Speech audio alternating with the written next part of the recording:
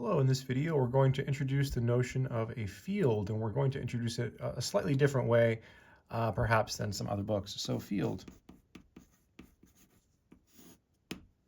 So what is a field? We're going to define it. So we say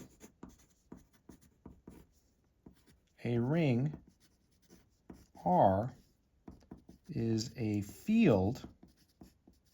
Okay, we're going to call it a field. So R is a field if R is a commutative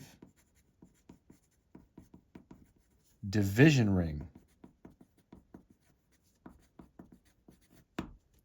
So a field is a commutative division ring. What is a division ring? It's a ring where every non-zero element has a multiplicative inverse, right? That is the definition of a division ring. It's right here.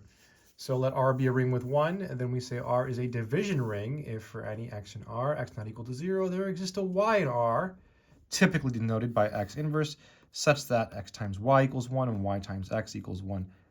You could write this as x times x inverse equals 1, and x inverse times x equals 1, because x inverse is the same as y.